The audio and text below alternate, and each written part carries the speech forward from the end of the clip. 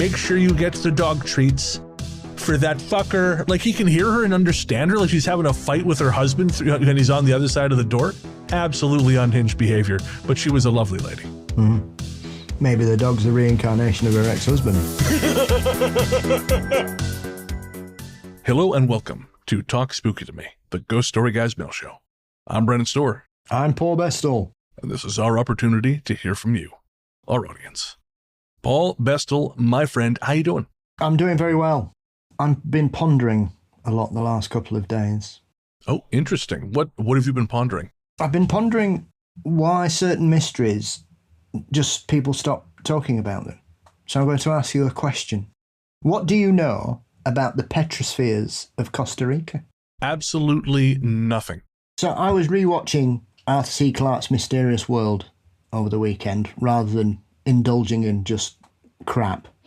And one of them was about strange things all around the world, like Stonehenge and the pyramids and stuff. And then they went to Costa Rica, and I completely forgot about it. And in Costa Rica... I want to jump in. I want to make a guess.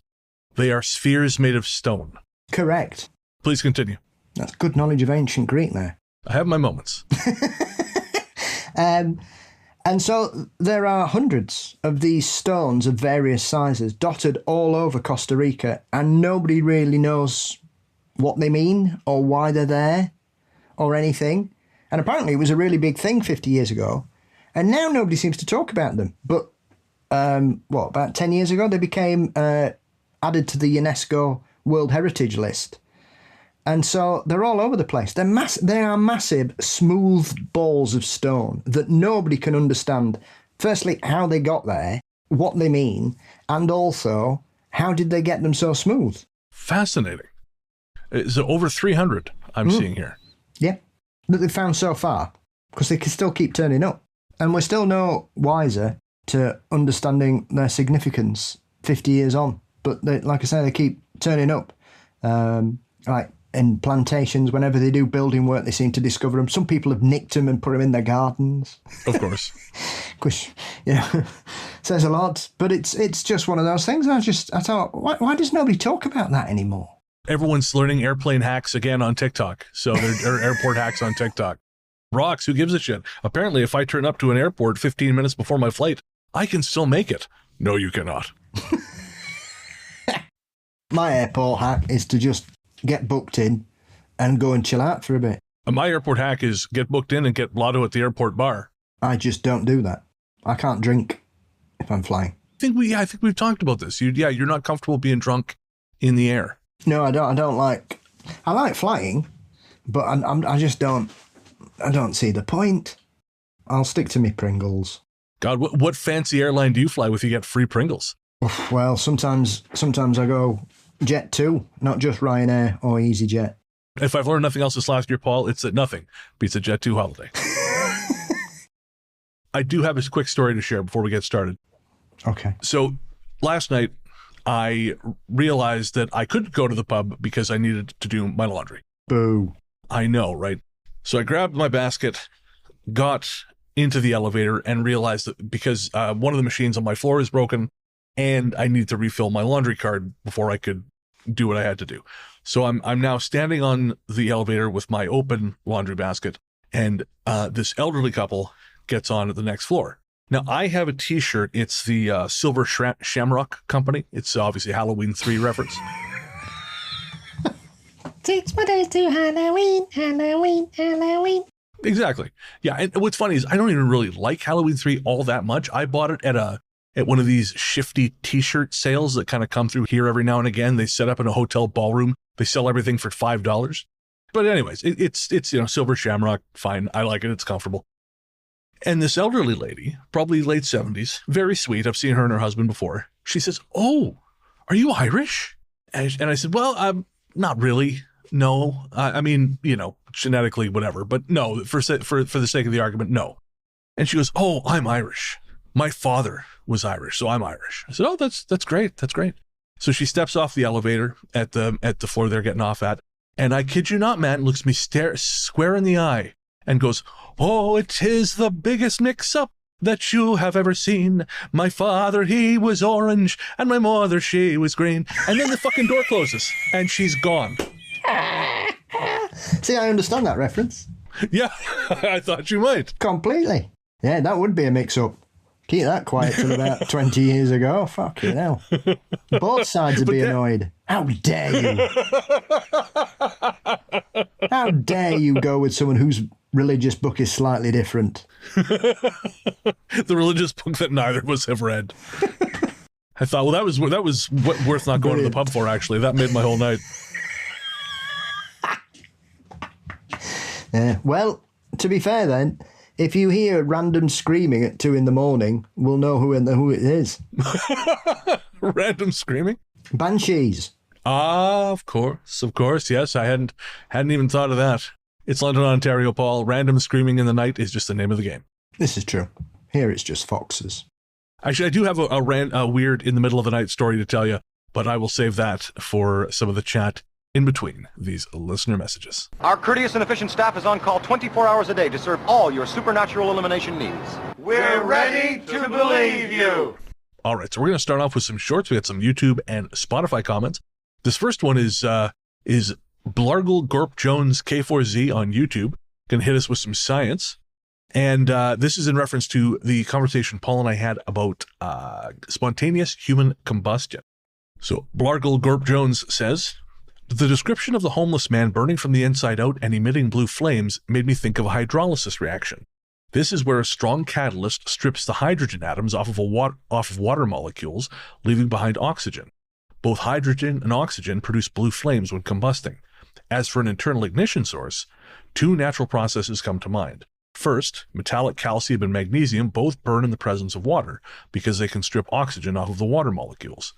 Magnesium burns at like 3,000 degrees Fahrenheit. Second process, cavitation. This is where little bubbles of vacuum created in water via turbulence implode and create tiny pockets of superheated plasma and shockwaves. Cavitation is what causes pitting damage in ship propellers. Mantis shrimp use cavitation bubbles to hunt by snapping their pincers together so fast that it creates a vacuum bubble. I don't know how one could induce and sustain cavitation reactions or calcium-magnesium reactions within a living body, but once you got it started, both would certainly create appropriate bone-destroying temperatures and be able to kick off a hydrolysis reaction. So thank you, Blargle Gorp Jones, and I love saying that. That is truly fascinating. And what this says to me is that we have some kind of predator-like mantis shrimp invisibly moving between us and picking us off at will. Yes, probably. It certainly makes a change from those stories of human-eating jellyfish that live in the upper atmosphere. So that wouldn't surprise Both things me. can be true. They certainly we could have like an alien versus predator situation. But I'm sure I'll David say Paulides will have a documentary out to that effect for soon. the grift never stops. The grift phone is ringing. What? Yeah. Invisible mantis shrimp. I saw something the other day where the tagline was, David Paulides says, Bigfoot was bioengineered thousands of years ago. And I just thought, fuck off. Fuck right off, David. He has just taken whatever is left of his credibility, soaked it in piss, and thrown it on the bonfire. Good Lord. Again, this is like when someone meets one of your ex-girlfriends for me, and they're like, what the fuck is wrong with you? What? You with her. You with her. That's how I feel about my interest in Missing 411. I feel seen here. Yeah. I'm just waiting for David to move to Dubai or Qatar. Or... Yeah. I've not shagged him yet. There we go.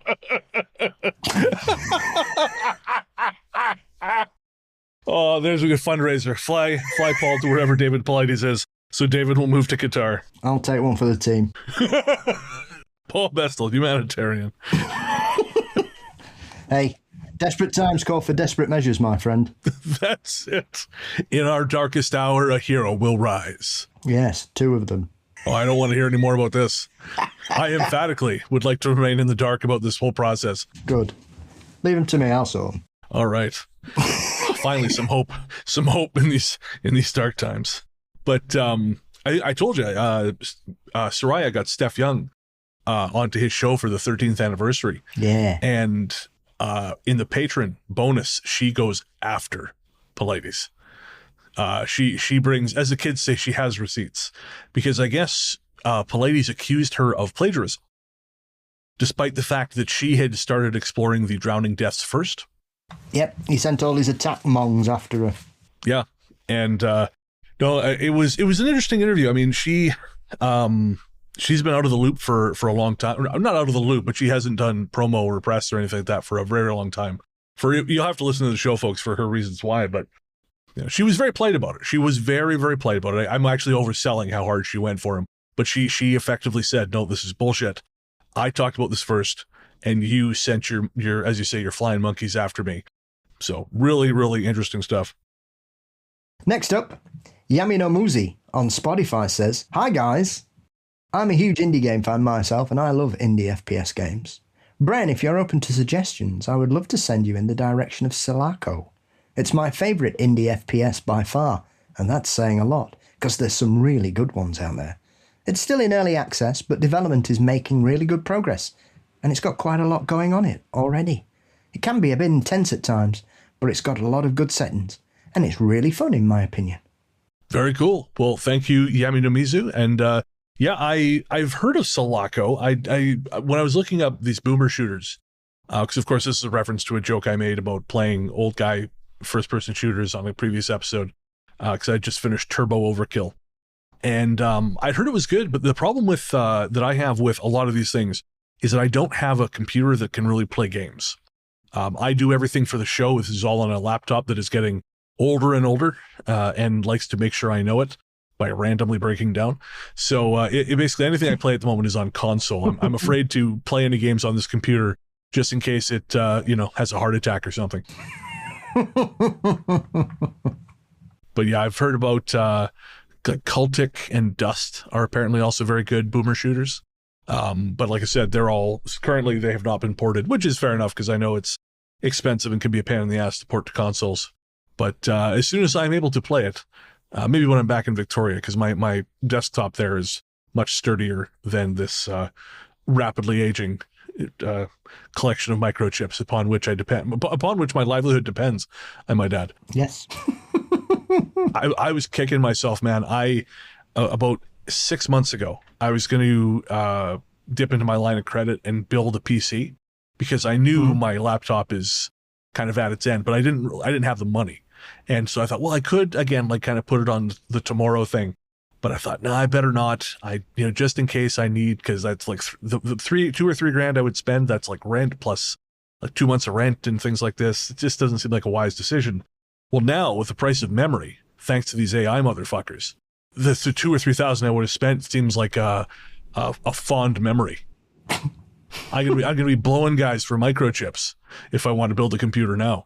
That's how it goes, apparently, isn't it? that is the world into which we've been delivered. So yeah, unless you go fuck David Paulides and save us from this dark future. I can't promise when it's going to happen, but it'll happen. I'm just imagining a whole Terminator scenario where we like send you back in time. You got a list of guys named Dave Paulides, a bottle of blue pills, and a bunch of Gatorade in the car. I'm driving you around. I'm tossing you a fruit punch Gatorade every time you come back. I don't want to hear about it. I don't want to hear a single word. Get in the car. Let's go to the next one on the list. And then one day I'll say, our work here is done. Oh boy. All right. So we should try. Let's just keep moving. So thank you, Yamino Mizu. And yeah, I will check out Sulaco once, if either it gets a console port or I can get my hands on a piece of hardware that is not slowly rattling itself to pieces. Lady Nelly 1972 on Spotify, in response to our most recent episode, says, "The doctor murdering his wife in the shower is from Murder by Medic. I binged that last week on Netflix UK. Thanks for another fab episode, lads." That's binging that. It's 24 episodes. Holy crap. Mind you, Nick does it all the time. I'll send her, my challenge in life is to find true crime documentaries that she hasn't seen yet. So the second I'll read a review on Roger Ebert or somewhere, I'm fucking finding this thing, whatever streaming service it's on, and shooting it to her. 9 times out of 10, oh yeah, I saw that last night. Lisa B, also on Spotify, says, my son is autistic. He was 12 when we moved into our house. I asked him to alphabeticize our DVDs because it needed to be done, and I knew he'd enjoy it. About a week later, I was looking for a DVD, and I couldn't find the one I was looking for. I asked my son if he'd alphabeticized them, and he said yes. I said they didn't look like it. He informed me that he had alphabeticized them by studio. Life is an adventure with him. Oh. Well, you didn't specify the mission, Lisa. That's the problem. That's it. You gotta be specific. His kid rules though, and please tell him I think he's the best, because that is. Don't bring him round to my house. Oh no, that's a Godzilla versus Kong situation. We don't want to introduce those two into the same sphere. We'll have a spectrum off. Speaking of which, I was there's this kid in my building who periodically I'll see when I'm getting on the elevator. He lives, I think, on the floor above me, and he's got this enormous Rottweiler named Tiny, who is always wearing this knit blue sweater whenever he brings her out. She's adorable. She is about the size of a Volkswagen Beetle, but she is so nervous. So she's always like, she'll look at you out of the side like she maybe wants to come up to you, but she's afraid. And I would always say, because this kid always looked a little bit kind of afraid too. So I would always make a point of saying hi to him. He started to come around, started to be a little more relaxed. I thought, well, he seems a little weird, but that's okay. And then the other day, I'm on the elevator and he turns to me and says, do you like dinosaurs? And I thought, my brother, I get it now. I get it now. Yes, I do. What's your favorite dinosaur, my friend? And we were off. I love Rotties. They're a very underappreciated breed. Yeah. Oh, she's the sweetest. Sweetest dog. That's one thing I love about this building. So many people have pets. In BC, it's very hard to find an apartment building that will let you rent if you have pets. In Ontario, it's much more common. And so I have met all kinds of pets going up and down in the elevator, and I just adore it. There's this one lady, I don't know her name, but she's got this little dog. I want to say it's like what's the one? It's not quite a pug. It's not quite a beagle, not a puggle. It's anyways, it's something pug size but slightly bigger. Boston Terrier? Maybe a Boston Terrier, but she keeps it in a push like a baby carriage thing. Yeah. And it's totally enclosed, so he can't get out. And all he does the entire time he's in there is just go bah, bah, bah, bah, bah, bah. So he gets on the elevator, bah, bah, bah, bah, bah, down, bah, bah, bah, and she's pushing him all along, bah, bah, bah, until he gets outside. Then he's happy. Yeah. He clearly doesn't like being in this thing. Yeah. But she is always, got some kind of caftan on or whatever. And she reminded me of this elderly lady who used to come into Bocce's, where I worked as a kid. And her name was Mrs. Veralta. And I could say that now because she's long in the grave. I don't mind saying her name. She was a very lovely lady, Miss Rose Veralta. She always wore sunglasses no matter where she was. She did not give a shit. She wore sunglasses, fuck you. And she was the only customer we would do this. She would bring her little red grocery cart to the store, and she would leave it with us with a list of stuff that she needed, and we would assemble her groceries for her, and then she would come and pay for them and take them away. She was the only customer we did that for. And she had this little dog that she hated, but she treated him so well. But she would talk about this thing like he was the physical manifestation of cancer. He'd bark outside waiting for her. She's like, I hate that asshole. Shut up, you prick, you bastard. What is that? And she'd like, make sure you get the dog treats for that fucker. Like, he can hear her and understand her. Like she's having a fight with her husband and he's on the other side of the door. Absolutely unhinged behavior, but she was a lovely lady. Mm-hmm. Maybe the dog's the reincarnation of her ex-husband. We're getting the spell reversed, Greg. I told you. Just, you have to learn first. What does a good boy get? The spell reversed. That's it. Now, shh. Oh, man. We had folks, when someone approaches us about advertising with us, we fill out a form to express interest, or like, so, are you interested in the sponsor? Do you know of them? Would you be willing to endorse them? Yes or no? And, if whichever one, what are your reasons? And the sponsor in this case was Kalshi. Have you heard about these guys, Paul? No. They're a federally, apparently American, they're an American company approved by the government, basically that allows people to bet on real world shit. So, for example, the press secretary, recently held a briefing, and the Kalshi odds were that it was going to go over 65 minutes, and she cut it short at 64. So basically, you can insider trade the fuck out of this thing. Like it's about as reliable as far as like betting goes as like crypto is for storing your retirement fund, right? And I'm like, guys, no, I will not advertise these people. I would rather let the entire Red Army march across my unfurled penis in soccer cleats than advertise for what is effectively the decline of Western society. Hard pass. Yeah, I think that's for people who have just hit the zenith of gambling, isn't it? Oh, yeah. It's like that movie Rat Race. Remember that one with John Cleese? Where they're just betting on which raindrop gets to the bottom of the window pane first? Like, seek therapy, man. Yes. Will this episode of Ghost Story Guys last over an hour? Bet now. Boy, I sure hope we don't have any kind of inside information. Oh, look, it's finished at 59.59. We win a house because this is the world we live in now. 6-7. But Paul's going to fix it by going back in time and fucking David Paulides. So it's going to be okay, folks. I'll sort out that wormhole.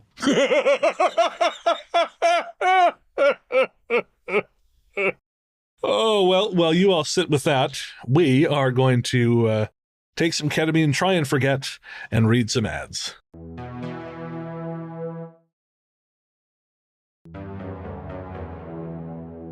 All right, so next up is a message from Sarah via email. Sarah says, "Good afternoon, Brennan and Paul. Firstly, I would like to tell you how much I absolutely love your show. I'm new to podcasts, having only started listening to any in November of last year. Whilst waiting for a new episode of another show, I came across you guys and haven't listened to anyone since. I'm currently listening to a Talk Spooky to Me episode, Naked and Afraid. I remember that one. I will be honest, I wasn't sure how it would work with Paul when you joined, but I can honestly say I love the two of you together.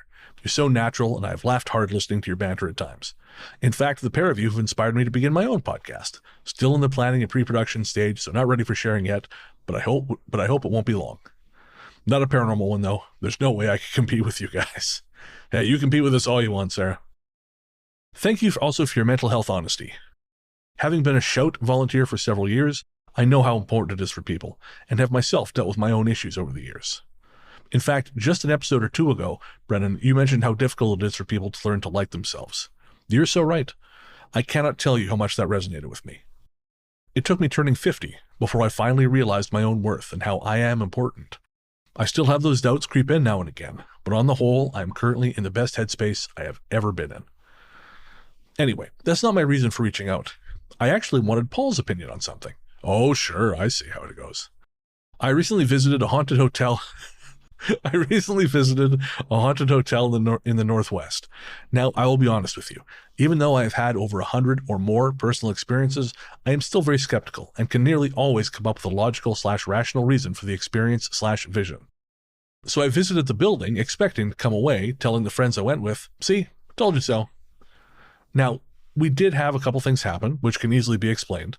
However, there was one moment I am still questioning. This is where Paul comes in. You have spoken before about glasses in pubs and bars doing their own thing. Myself and 3 of the others in the building were grabbing ourselves a hot drink. The hotel has no heating. It was minus temps and snowing outside, so I'm sure you can imagine how cold it was inside. When, as I went to walk away, I distinctly heard 2 glasses clinking together, quite loudly from the bar area. We went into the area, jumped up and down, did all we could to see if it was down to vibration, all to no avail. This hotel does have a YouTube show. I wanted to share just a clip of the moment it happened, but instead you'll have to use the link. Sorry about that. Scroll through to 11 minutes. The prior minutes are just the guy who owns the hotel rambling about his breakaway from his previous business partner, where you can distinctly hear the glasses clinking and see where we are in relation to the bar area. I am the one carrying the 2 cups with the delayed reaction. They have several different cameras covering the bar, none of which picked up anything. So what I'd like to ask you, Paul, and you too, Brennan, is do you think it is a natural or something which is quite normal when it comes to glasses in a bar? It is the only thing I cannot explain from the night we went there, so would love your take on it. Thank you so much for keeping me company as I work alone in my little flower shop, and keep up the good work. I'm not yet a subscriber, but as soon as I've caught up on the episodes, I will be signing up so I can listen to all the subscriber episodes and the extra shows you record, along with any moving forwards. Sarah. All right. Well, shall we check out this clip, Paul? Yeah, can do. So in the video, you can't see anything move, but you can definitely hear what sounds like glasses clinking together. So is that a sound you have heard glasses make on their own, Paul? Without seeing how the glasses are stored behind the bar, I couldn't honestly comment, if I'm honest. Okay. Because yeah, that's fair. Usually, certainly in the modern era, not in the old days where you just put your glasses down on wood or whatever, or plastic or wood chip or anything. By the time I got into the trade, you would use these plastic mats that you would basically cut to fit your shelves. So basically you were keeping the glasses off the surface of whatever the shelves were made out of, as I say, because obviously if they're wood and you're putting wet glasses on there, they're not going to last very long. So it would all depend on how the glasses are stored.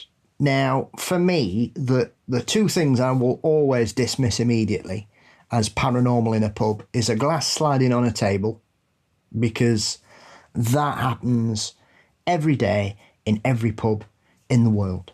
It is one of the most easy things to explain in the pub trade, because it's all to do with surface tension and water vapour and the smallest amount of surface connection can create a kind of elasticity between the glass and the surface because of the water, and it will cause it to move. And if anything's uneven, gravity will pull it. Obvious. Glasses exploded. Oh, Gordon Bennett.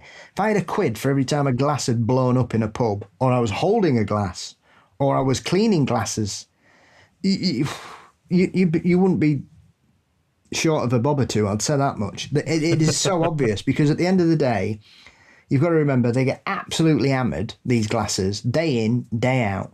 They're supercharged when they're being cleaned because they're being boil washed for a brief time. So any slight imperfection in that glass at any point, any chip, any knock, any tiny internal, something so small you can't even see it, based on the power of the spray and the temperature it's at and the movement, glasses blow up all the time.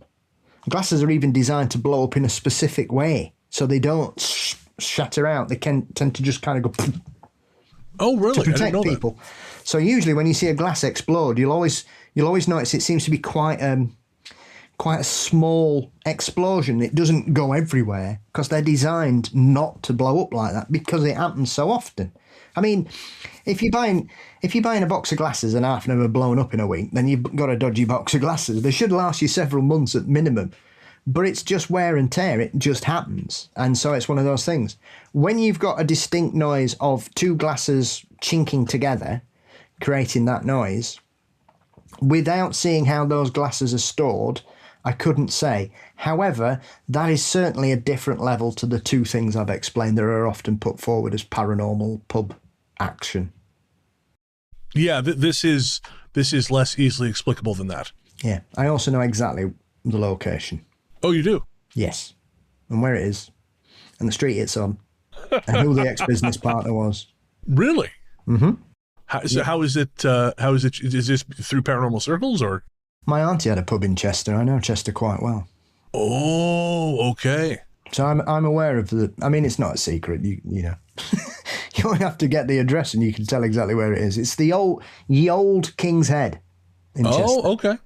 And it is, supposed to be a very, very haunted location. I keep meaning to go back to Chester. I haven't been to Chester in decades. Like I say, I spent many a great time there when my auntie lived there. I used to love going to Chester. Beautiful shops, tons of history, Roman ruins. We once accidentally turned up walking on the racecourse for some reason. The adult there clearly had no idea where they were taking us, and we ended up on the bloody racecourse. Thankfully, it wasn't a meet, so we didn't get trampled to death. But, these are the things that happen. So, I know that particular part of the UK, Cheshire, quite well. And I keep meaning to go back to Chester because it's a place very close to my heart because I had a lot of nice times there at my auntie's pub. And so, yeah, I'm trying to think if that was the one that was haunted or it was the one in Nantwich that they took next. But I can't remember one of theirs, but it wasn't that one, I don't believe. I'll have to check. I don't think my auntie used to run that pub. But yeah, so that is quite interesting, Sarah. Yeah. And if you folks want to check that out, that is myhauntedproject.org. If you go there, you can book it is an immersive overnight paranormal experience like no other, with live cameras recording your ghost hunt in the UK. With live cameras recording your ghost hunt in the UK's most haunted hotel. Your worst night's sleep starts here. Before we go on to Mary's message, I was going to tell you about the weird thing that happened the other night. Yes. So it's probably nothing whatsoever.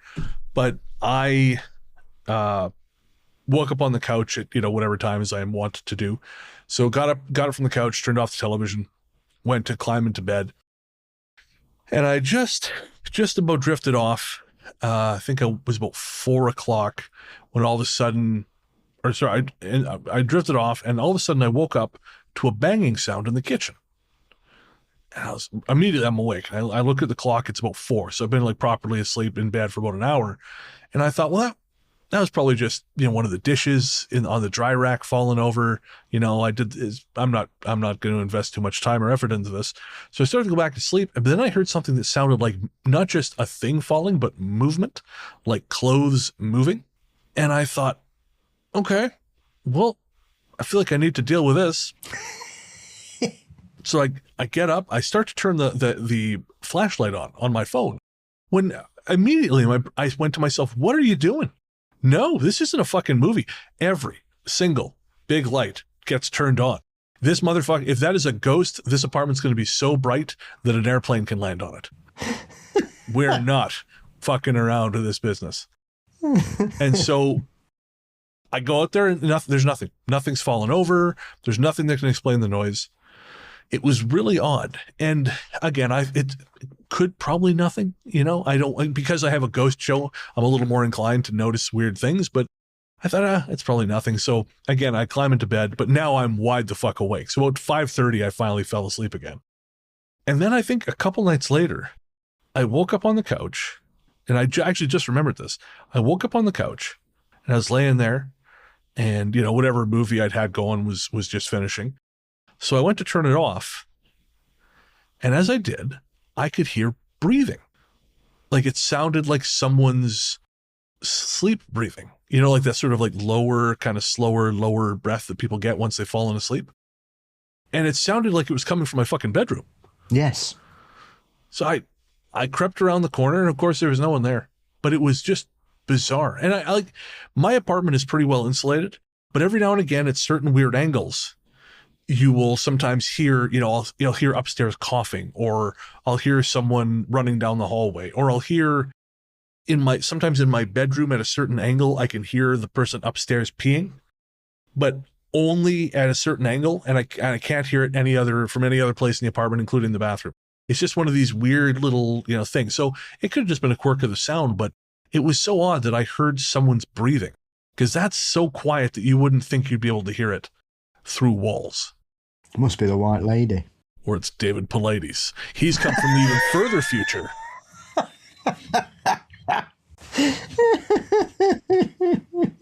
And he's fetched Von Daniken. Eric Von Daniken with a steel chair. Like MODOK. Oh man, I was in the used bookstore a couple days ago, and they had a copy of Chariots of the Gods sitting on the counter there. I'm like, well, hopefully that's going to be waiting there for a real long time. Piss on it. I'm swinging tonight. Yeah, hey, I'm here for it. I am here for it. All right, next up. There's a message from Mary. And Mary says, I'm listening to This Haunted Life Part 4. And what Paul said about being put in the right place at the right moment, and it reminded me of something that I wanted to share. A couple of years ago, whilst coming home from a girls' trip, we happened to have this experience. When we first started for home, We should have been back around 6:30 p.m, but as we normally do, we stopped at a couple of places and ended up with a midnight ETA instead. We were only about an hour from home when my friend chose a different route to drive than the one we normally take. When we turned through a small town, we started to cross the bridge, and we both gasped as we spotted a young man sitting on the bridge, his head in his hands, clearly in a mental health crisis. My friend is a retired police officer, and I'm an emergency service dispatcher, so we turned around and went back to see if we could help. My friend got out to talk to the young man whilst I called the local sheriff's office to ask for a deputy to come and help as well. It turned out he planned on harming himself that night. He told my friend he wished we would have hit him, otherwise he was going to jump off the bridge or use one of the many knives he had on him.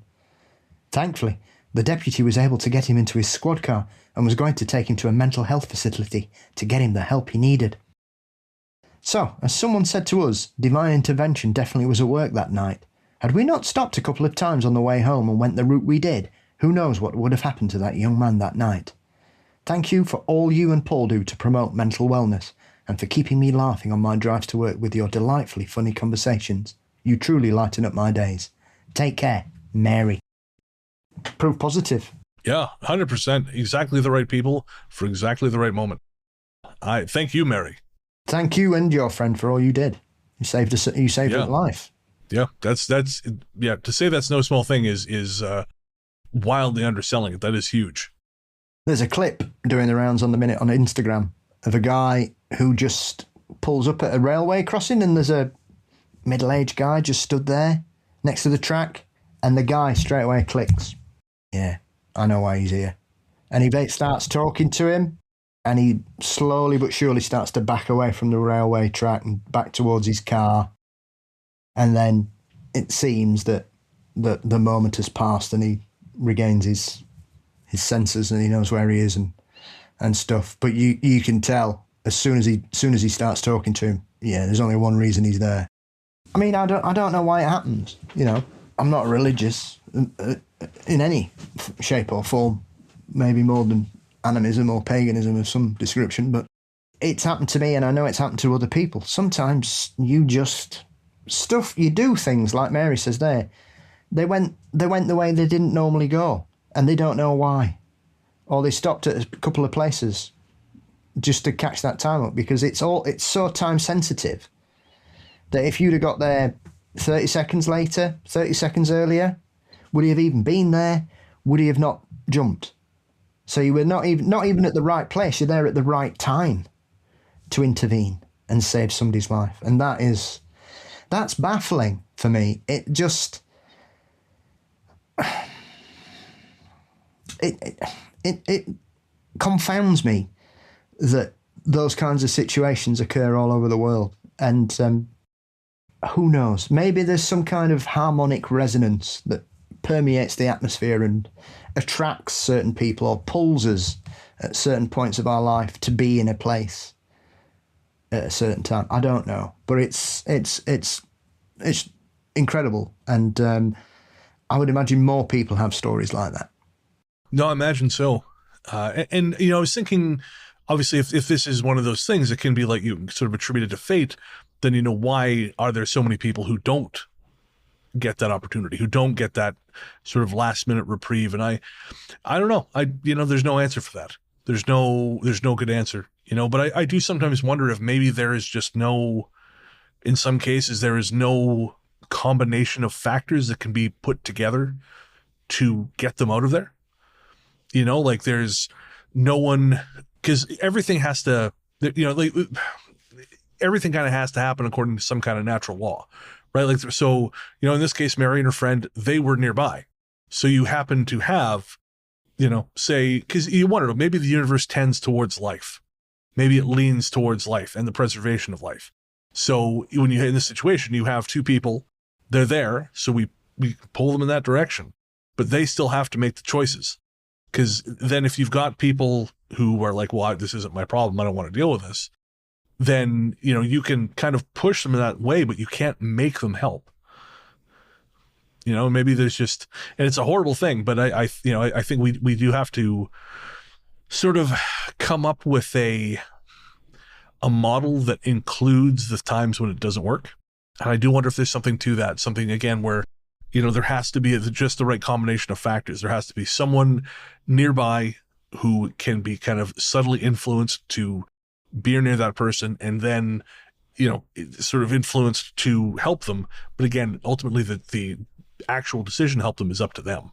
Yeah. And like you say, there's too many instances of it not happening for it to be some kind of special power or something, because surely it would happen more regularly in those circumstances. So why and how? It's just, I know we've solved spontaneous human combustion earlier, but this one is still a mystery. Well, you know what? It's a good mystery though, so we'll stick with it. Yep. Keep your eyes peeled. You never know what might be around the next corner. David Paulides. I will stop throwing back to that eventually, I swear. While I get it all out of my system, we're going to take a second hat break, and then we'll be right back.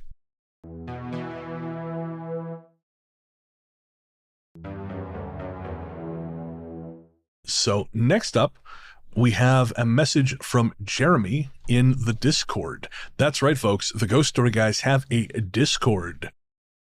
Currently, it is limited to our patrons, but we will be opening it up to the wider listener base at some point.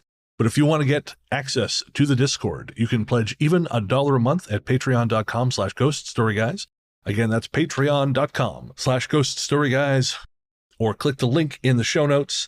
And yes, you can get get access to a private Discord, and it's great. We have a bunch of rooms. We can chat about whatever the fuck you want. We have separate areas for movies, for music, for video games, for whatever hobbies you might be into, all kinds of cool stuff. And again, you get access to the Discord by clicking the link in the show notes and becoming a patron, or by heading to patreon.com/ghoststoryguys.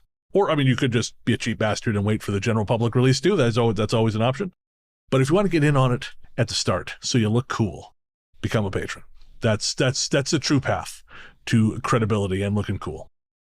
And there is a spot in there where folks can share their stories. So if you don't want to go through the hassle of sending us an email or whatever, you can pop your stories in the Discord. And of course, this is what Jeremy has done here. So Jeremy says, I've always meant to write into the show, but my stories are short and kind of thin, so I never really got around to it. This one always seems like a trope, but my grandfather and his brother were both pilots in the RCAF in World War II. One day during the war, my great-grandmother saw her son, my great-uncle, waving at her from across a crowd, and then lost sight of him and couldn't find him. He was, of course, in Europe, and had gone missing in a Spitfire sometime earlier when he turned back from a mission with engine trouble, of which she was unaware. He or his plane were never found. Presumably, they went into the Channel. When I was a teen, my dad and I made a road trip to the Baseball Hall of Fame in Cooperstown, New York, and stayed in a motel somewhere along the way. At one point during the night, I noticed a pale green glow climbing and retreating repeatedly up the wall behind the dresser. I woke my dad and clearly remember him checking it out, moving the drapes, looking out the window, moving the dresser, and then telling me it was headlights from passing cars. I accepted that and went to sleep. Only a few years ago, I mentioned it. He said it was absolutely not headlights. He couldn't figure out what it was, and so he'd said that to me just so I'd go back to sleep. I'm an airline pilot, and we have a couple notoriously haunted hotels in our network. One is in Halifax, Nova Scotia.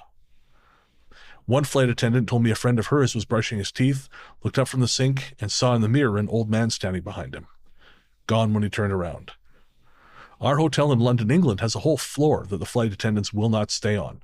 I have heard stories of TVs turning on and off, pillows levitating, and of people waking to see a woman sitting at the foot of the bed. So thank you, Jeremy. That is very cool stuff, and thank you for being a patron. Thank you for helping contribute to the Discord. Paul, you have highlighted the that final story there. Do you have something in mind?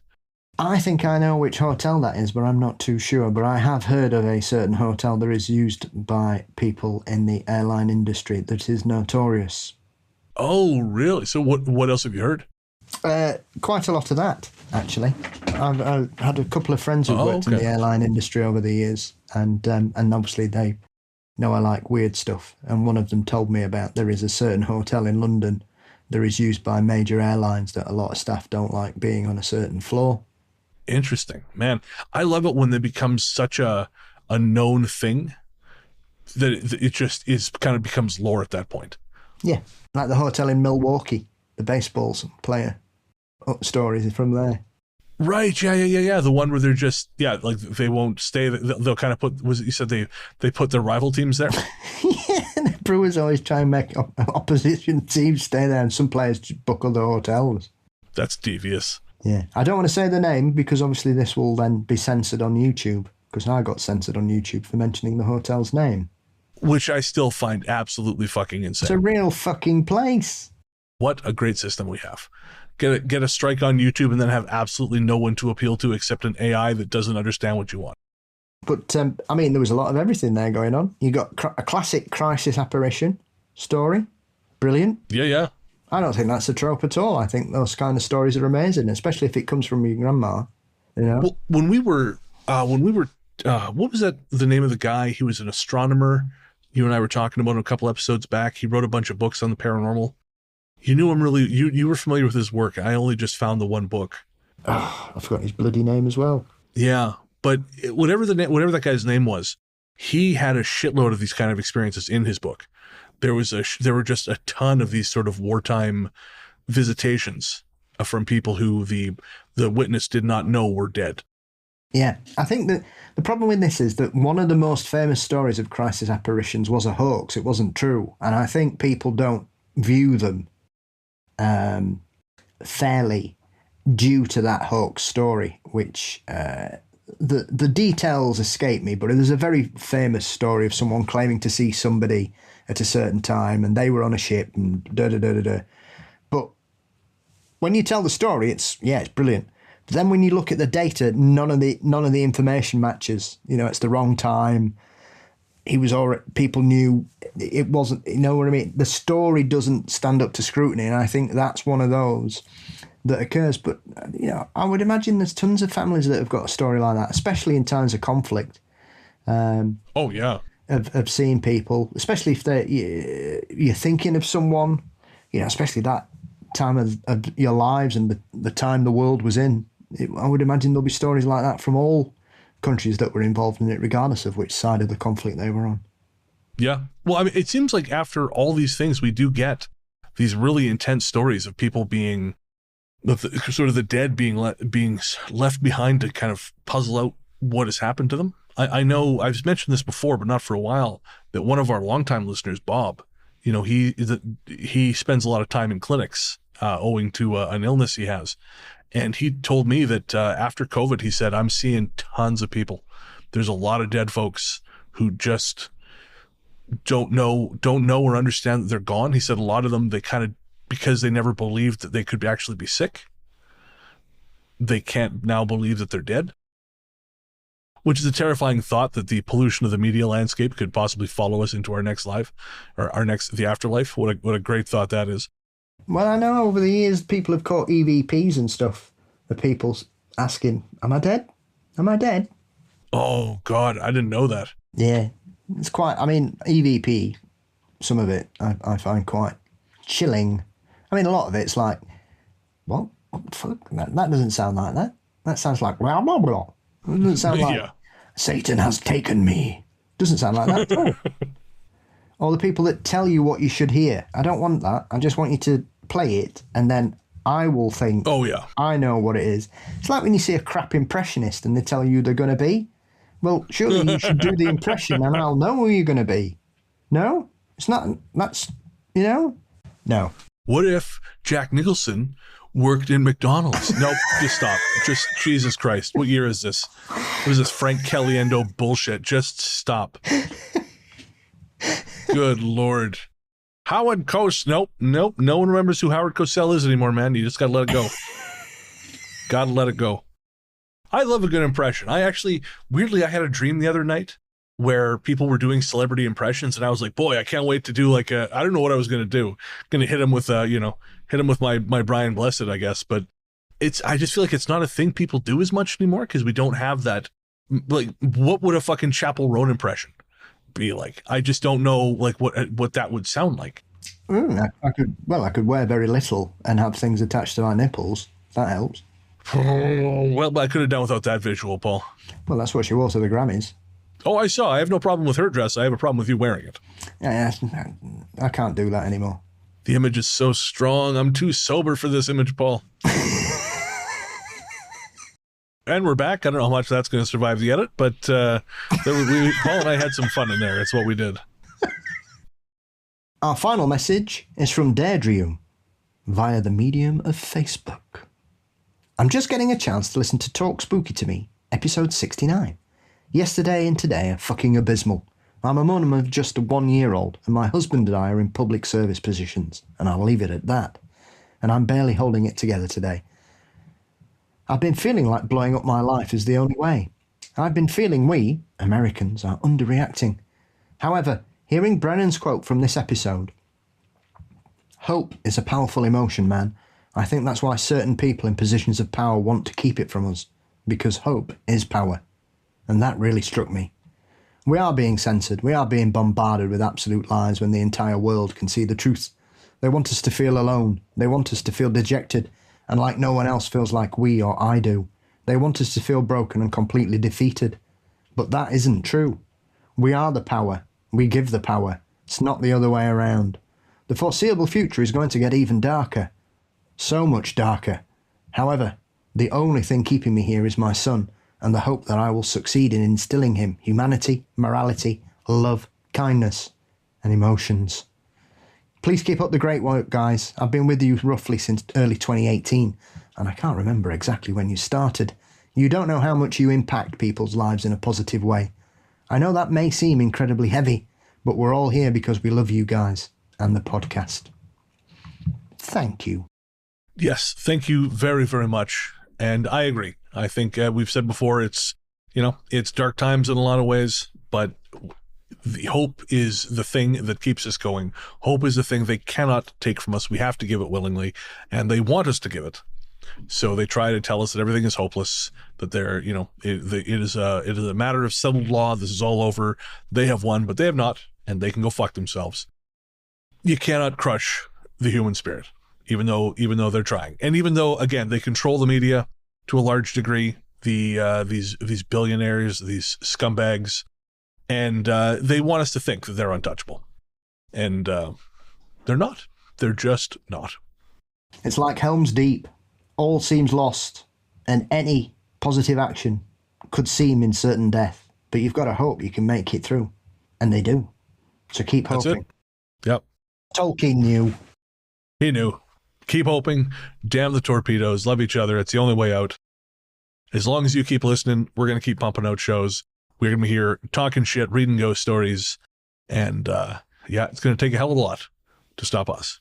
Yes, and pondering the mysteries of Costa Rica's balls. Very high on my list of concerns. In fact, when I go to sleep tonight, my last thought will be of Costa Rica's balls. Good. Just before David Polite steps out of the closet with a handgun.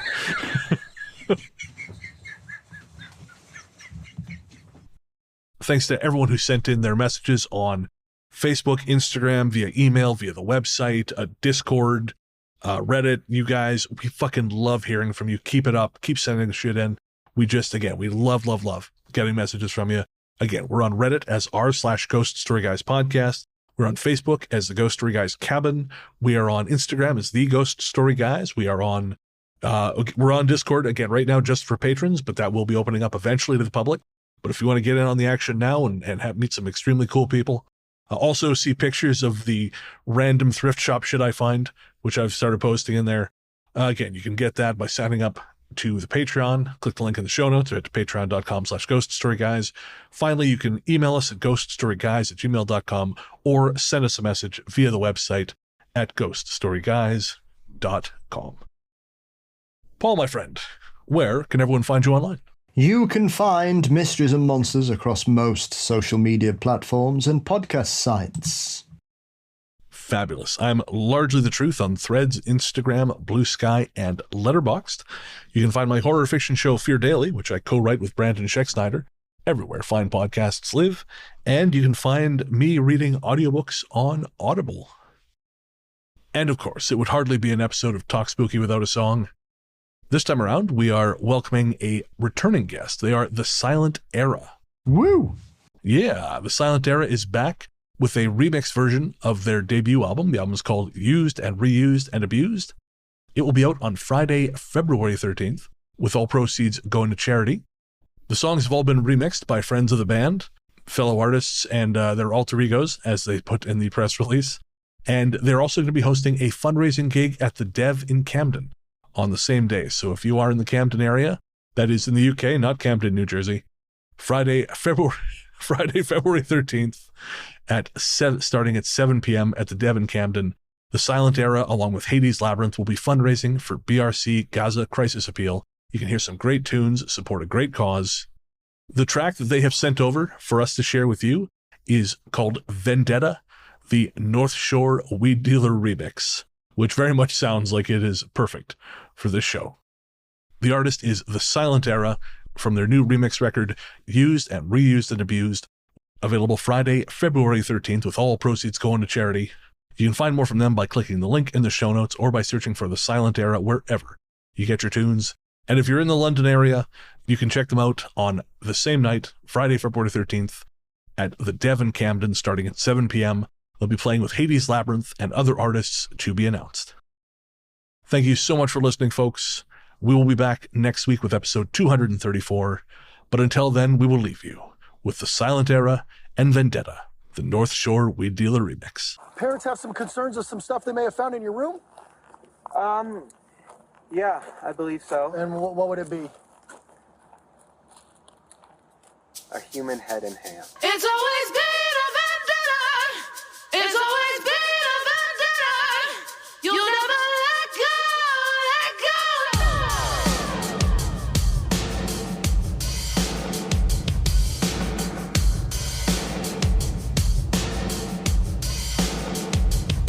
I've been thinking about this guy I used to know.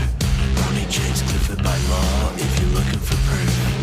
He made his money, thieving off friends. He's a part-time